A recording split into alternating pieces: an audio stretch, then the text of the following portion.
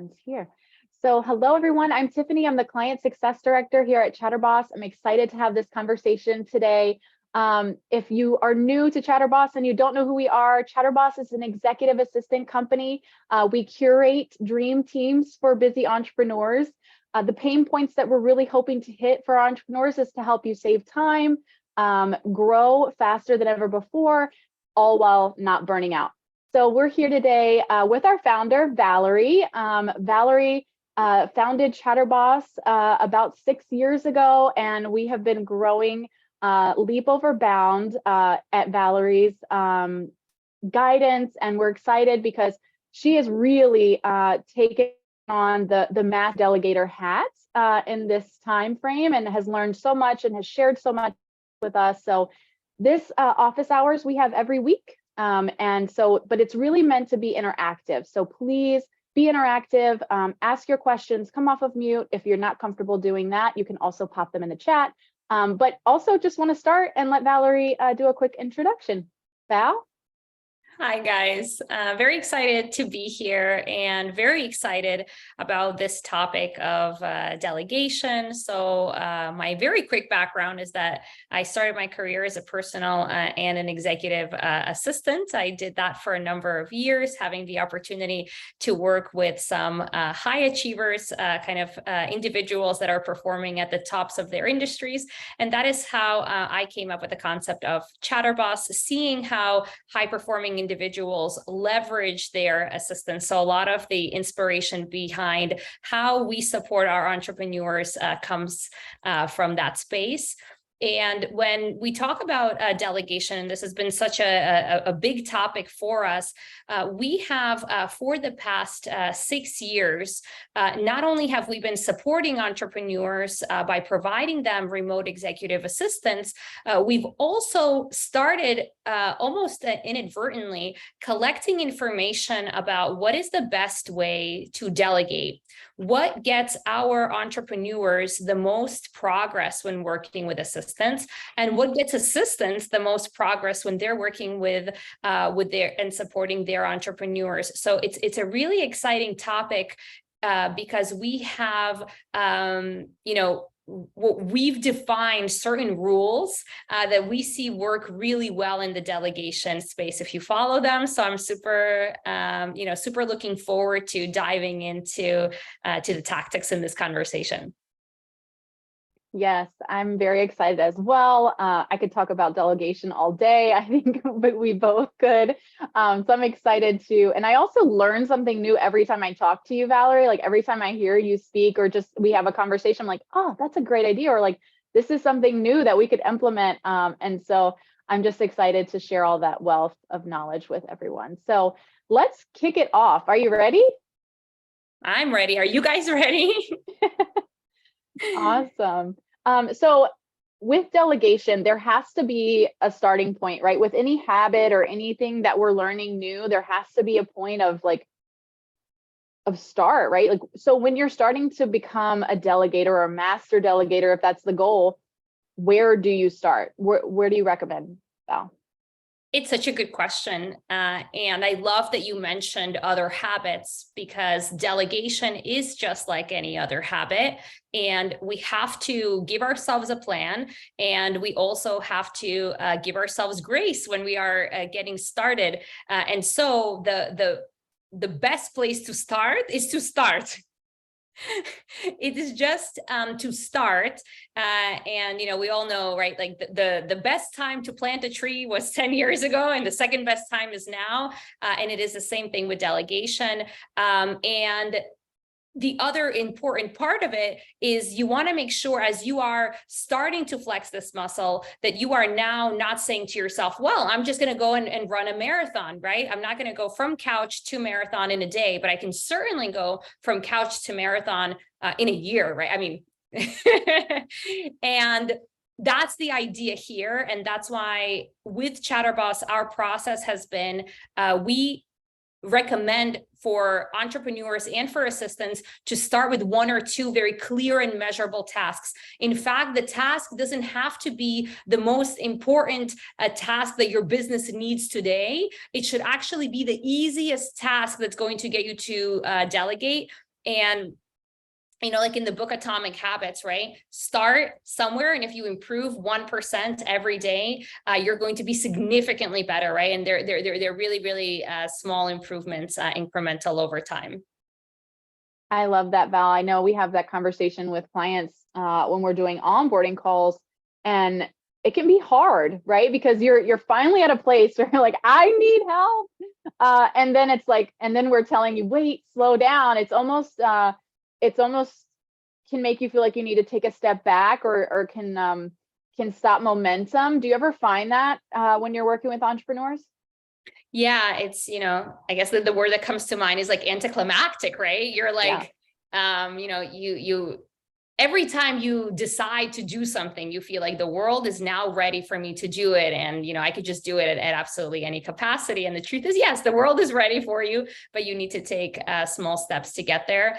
One way I like to describe it to entrepreneurs when they start delegating and they want to delegate a lot is, imagine you are cooking in the kitchen and you are using new ingredients, you're using a new recipe, and you are cooking 4 different things simultaneously. And so there is an opportunity for you. If you mess up one ingredient in one place, then it spoils the taste everywhere else. And then, you finish cooking all of these 4 dishes and you realize they taste terrible. And how sad that you wasted the ingredients, you wasted the time. And if you if you instead start cooking with just one dish and take it, and taste it as you are going along, right? You don't wait until the very end to see if you like it or not. You kind of try things as you go. You have less of an opportunity to kind of, spoil that dish. And so that's the same thing with delegation. If you start slow, you're building up that foundation, and you are going to be very precise of what went wrong, right? So if it's one spoiled ingredient, doesn't ruin everything for you. And the same thing here, right? Oh, this is what wasn't working. I can put it back and take something else. Same thing with delegation. I couldn't agree more. And that actually makes me think of the way we describe kind of incremental delegating, right? So delegate at increments. Don't delegate a huge project, like just here you go, right? Especially early on. So I love that you're using that analogy, because it's true. It's so important.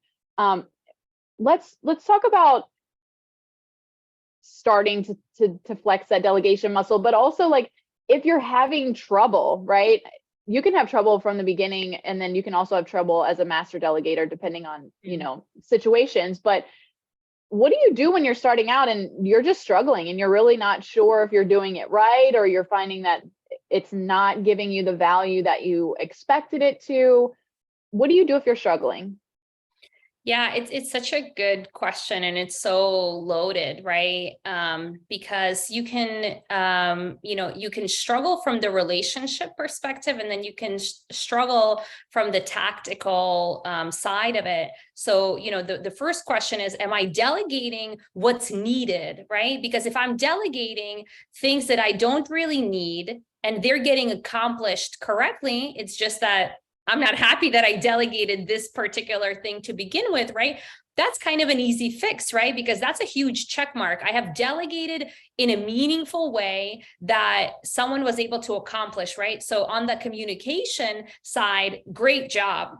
But now I have to consider, what is the ROI of the things that I'm delegating? Am I looking to get more of my time back? Am I looking to get some tangible financial results in my business? And I think that entrepreneurs focus usually a lot on, what's the financial specific ROI in my business if I delegate this? And when we look at the remote executive assistant world, sometimes it's not in that space what you get back, right? Sometimes it's just that you get 30 minutes in your day so that you can go to the gym, so that you could be more balanced, so that you can interact with other people in your life in a positive way. And that's not, and I bet that has financial outcomes as well, but not as, easy to track. The other part of it would be, am I struggling with the communication? I feel like I'm asking what I want and I'm not getting what I want in return. I'm not getting the outcome that I thought that I would get. And then I recommend looking into 3 buckets, right? One could be you have communicated well and clearly, and the person cannot execute based on their experience, etc. Right? So that's kind of like a clear miscommunication, right? I told you what I want. You didn't understand it or are not able to perform it, and then we can decide from here. Sometimes there is a miscommunication. Sometimes we get stuck in a miscommunication cycle that relates to something that's not actually in our relationship. And I find that a lot of entrepreneurs are actually in that space. So either what they are communicating, they are bringing their past, and that's just like any relationship, right? They're bringing past experience, kind of past grievances into the current relationship. They may be, speaking a little bit too harshly, right? Or being a little bit too anxious in their delegation. Then the person feels this, and then it's kind of a self-fulfilling prophecy, right? Then there's an opportunity for the entrepreneur to improve their communication. On the last part of it is if, as the entrepreneur, you're communicating very clearly, you're not bringing anything from the past.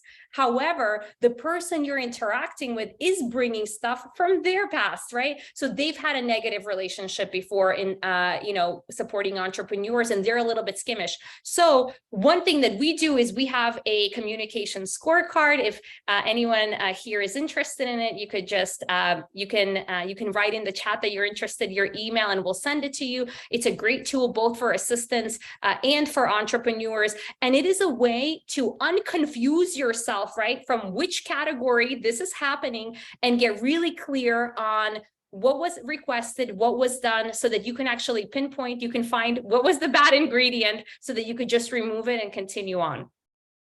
That's so clear, Val. And I've heard you talk before too about in the beginning, you should over communicate, right? Mm-hmm. How do you decipher, I worry I'm definitely an over communicator. I can give details that don't mean anything, that you don't need to know. I can also go way left in a conversation that's going straight point A to point B. How do you ensure that you're giving information that's necessary, and while over communicating? Yeah, it's a really good question, and also kind of a fine line, right? Because it's my belief that in remote relationships, because there is the absence of all of the other things that you would have in an in-person relationship, that you should over communicate. And what that means is provide information about the work that is relevant to the task at hand. So for example, if I'm asking your support to build me a web page and strategize on the content, I'll give you all of the inputs and creative, not necessarily creative, right? Briefs are really good for that, right? And finding a template, any kind of a template for a brief, is a wonderful starting point for that. And so kind of filling in specific, then I have given all of the information that is pertinent for you to complete, for example, the work related to the web page. But the piece about what we call over communication is to then also give context on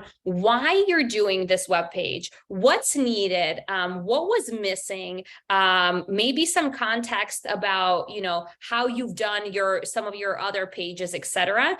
And you want to keep yourself on task, it's almost like giving a little bit of those like extra buffers around. They're not necessarily right to know how the process went last time about building a web page is not so pertinent for you when you're building a new one. However, it gives you information about the way that I work. Maybe it's going to give you some signals about the way that I communicate, things to watch out for with me as a communicator, right? So it's going to give you some of those, and it gives the person the opportunity to ask the right questions. So I would say, use a brief for the information that you are asking. And again, the communication scorecard, it's a really great way it's essentially not necessarily communication, right? Scorecard. It is a task delegation system that will allow you to write down what you're looking for, what the task is, how you want it done, and then measure progress that way. I love that, Val. And I think the one thing I want to pick up on is progress, right? There's a it can be difficult to identify and share your expectations as an entrepreneur or as a person that delegates, right? I know I delegate. Sometimes I hold so much in my mind, I forget to tell people what my expectations are. And I know I have a lot of conversations with entrepreneurs, and I'm like, I just need to know what you need, right? I need to know what your expectations are, because without them, I can't meet them, right? And so that success piece, like what does success look like if this is delegated well, is so crucial. But that brings me to another question. How do you measure if you're delegating well, and if you're succeeding in that relationship? Yeah. How do you measure if you're delegating well? I think that one thing that you'll know, and it's kind of a soft indicator, is that you're feeling good. You're just feeling good in the relationship. Then you will know that you're hitting the sweet spot, right? If there is an absence of friction, I think that that's the number one indicator. If there is an absence of the thoughts that come into your head, like, I wonder how long it took, right? And if there is an absence of those kind of anxious questions, right? That's a really good sign. The other way, right, is you want to look at the time that you do want to look at the time that it takes something to be completed, right? You do want to look at, if the project that you handed off was completed in the way that you expected it, right? Yeah, I think that those are the top ways that you'll know if you're delegating, right? If you're delegating well, if it feels good for you, and if the work is getting done to what you've defined between yourself and your assistant as your standards. I think that's crucial. And yeah, just reverting back to how crucial it is to share those expectations. You mentioned about like the one, I wonder how long it took kind of thoughts, which makes me immediately think of like micromanagement and how easy it is to go from delegating to micromanaging. It's definitely a fine line, and we all know that. What would you say are the biggest differences between the two? Yeah, one is intention. And again, it's kind of a soft one to look at for yourself when you're handing something off, to see if you're going in that direction. So for example, am I giving information to be helpful? Or if I am giving information for the purpose of controlling how something gets done, we get into micromanagement territory when we have a too much of a focus on the how versus the end goal. And we've seen entrepreneurs struggle. All of us struggle with this to some extent, right? No one is ever going to, get 100 out of 100 score on, because it's not natural, right? There is, people like control to a certain extent, and that is, it's a survival instinct, right? So it's not going to go away altogether. But I would invite you, to ask questions. We do have a delegation self-assessment that we've just created, and it's been really fascinating, to look at it, and to be analyzing the results of the entrepreneurs and the assistants, right? The assistants, of course, are also delegating at the same time. And you can ask yourself questions like, I'll give you an example. When I have given clear instructions and the job doesn't get done, I get upset. Right? So Tiffany, a question for you: on a scale of 1 to 5, 1, I strongly disagree, to 5, I strongly agree. When I have given clear instructions and the job doesn't get done, I get upset. Where do you rank? I would say I moderately, I would be like what was the strongly disagree? That was a 1? 1, 5? yes. 1 strongly disagree. I'd be like a 2. I don't feel like I get upset.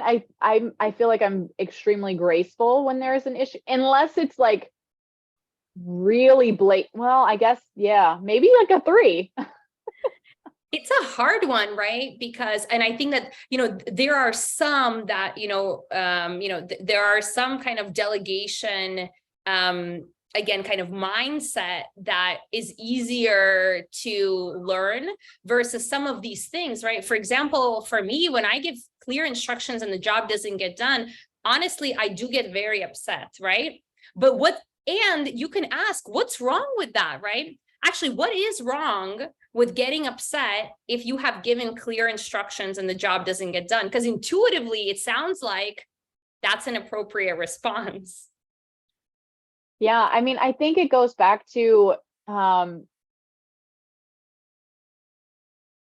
depending on where you come from. I personally want to develop and like live by a moral code where a mistake is not a mistake, it's a growing opportunity, right? And while I may have given very clear instructions, I also need to look at them like regurgitating that back to me, right? Maybe it was clear to me and maybe it was very clear in the way I communicate, but the way the assistant communicates, maybe it was unclear, right? Maybe it wasn't at all. So yeah, I think that's such an interesting I'm sorry to put you on this. No, it's okay. I ask because very few people end up in the, in the top 10% of delegation mastery. And that's even after tons and tons of experience, because some of it is just related to our personality, our character, the way that we process information. And, particularly in this area about getting upset when things aren't done in the way that we want them done. The particular reason that this is harmful in delegation is because it's not personal, right? So when we get upset, it's about something that's personal. But delegation, like it isn't personal, right? It's a means to an end. It's a partnership. And while you can get upset when things don't work out the way that you want, what's more productive is to say, well, what's next? And it goes back to what you asked earlier, right? And we broke it down into those different categories of where you can have the miscommunication. I think a lot of the times we get upset when something doesn't go our way because we actually have no idea what's our next what is going to be our next kind of set of steps, right? Because when something doesn't get done, it's scary. So it's like, whoa, what do I do?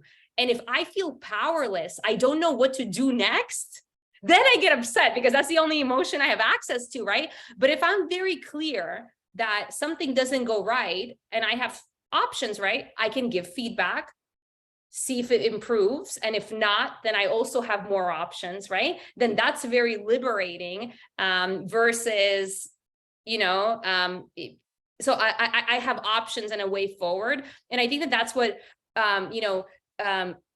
your team on the client success side provides, right? What you do with entrepreneurs, what the relationship managers do with entrepreneurs is having that ability, one, as an extra sounding board. So to say, hey, this could be confusing. And if you are feeling upset, we really need to take that out of the space and come up with something productive. So I think that that's what's been really, really cool watching, your team, work in the way that you guys work and what you provide both for the clients and assistants. And it's been a really exciting journey. Yes, it has. I love what you're saying. And I completed that scorecard myself and I had a really hard time, right? Because I know what answers should be answered for a master delegator. And I was like, no, I want to know my true delegation score, answer honestly. And it was really neat to do the interpretation with you. I also want to say, when I talk to entrepreneurs who are in those situations, right? Something I felt like I communicated clearly. This doesn't feel fair, or I'm upset with the product. It's what I say is you're able and you're fully allowed to have those feelings, right? It's like you're saying, it's completely natural, but it's what you do with those feelings and how you communicate them that can make or break your relationship, right? That can be a very big, it's almost like a fork in the road. You're either going to continue on the smooth and wonderful path, or it's going to get really bumpy, right? And so, so that's what I love doing, that piece too, of like, okay, you have these feelings, validated, totally get it. Now, how do we communicate these in a way that's effective and gets your point across, but doesn't create friction within your relationship? Exactly. I couldn't agree more. And then I want to talk a little bit more about like kind of natural ability, right? Because you talked a little bit about like certain people, like I'm more excitable, right? I can get worked up easily. And then I have my counterpart, Bobby, who is just very balanced, right? And I know our delegation techniques are a little bit different. And so I wanted to ask you about, in the last couple of minutes, is there a piece of character that plays a part in our delegation kind of abilities? Yeah, absolutely. I mean, when we do our character interpretations, right, we'll say, there are no good and bad characters, and that's true. There's no right or wrong character to be an assistant, to be an entrepreneur, and this is what we find to be true in the last 6 years of operating, right? It is about the right match, but when it comes to delegation, everyone is going to have a different journey based on their character, and for some people, it is something that can stand in the way in a more significant way, and specifically it's personalities that are at the extreme. So for example, if we know that organization is a hot topic in the area of delegation, both for the entrepreneur and for the assistant. So entrepreneurs, for example, that are low in organization, for them, it presents us a specific challenge, because on the one hand, they're super flexible on the way that the work in the remote executive assistant space is done for them, right? It's kind of like, just get it done.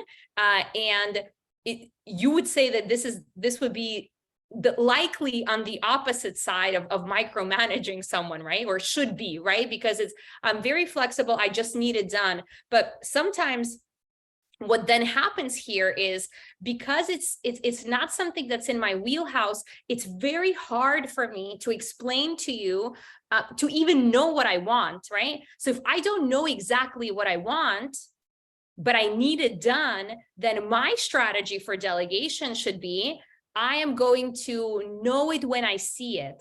And if you are the person supporting me and you know that that's the way that I work, then you already prepare yourself that there's going to be multiple rounds of kind of going back and forth.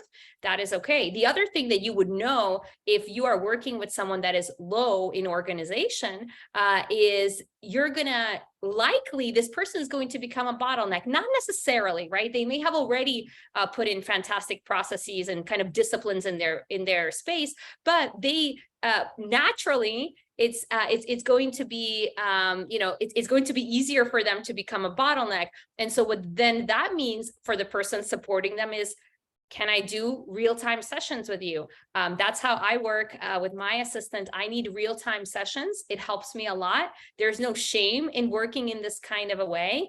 And it allows you to get done what is needed, right? So if people go in eyes wide open to their character and the character of the person that they're interacting with, then what they end up with is the possibility, then there's nothing that's good or bad, right? It just is. But when we don't know about our character and the character of the other, that's where we could start to take some things personally that really aren't. 100%. And I know, like, even in our characters, right? There is that dynamic. And I think, but knowing that, and knowing like that there's the intention, right? It goes back to that intention piece. It's a game changer when you have a close working relationship with someone. I really can't explain it. Like, it's better. It just makes it easier to really understand where someone else is coming from and what to expect, right? It allows me to understand how I should expect to interact with this person, what I should expect from them in a working relationship. So I want to open it up to see if anyone else has any other questions before we close out today. Feel free to pop them in the chat or come off of mute and ask away. This has been a great conversation, Val. I really appreciate your time. Anything you want to close out with? I'm very excited. I'm excited about the office hours every week, about the group that's been here. Thank you guys for being here, for coming with your questions, for coming, with your attention. And it's been really cool to see both our clients, our entrepreneurs, and the assistants in this room every week. I think there's a lot in the conversation about, who is delegation for? And I think that the default is, well, delegation is for entrepreneurs, and assistants are being delegated to. But assistants are constantly delegating, sometimes more than the entrepreneur. And so just having that in the space as well for our entrepreneurs to empower their teams to continue flexing their delegation muscle. 100%. Couldn't have said it better. Well, thank you, Valerie. Thank you, everyone, for joining. We'll be back again next week, and just look forward to the opportunity to share more valuable information with our Chatterboss community. So thank you, everyone. Have a great rest of your week. Thank you.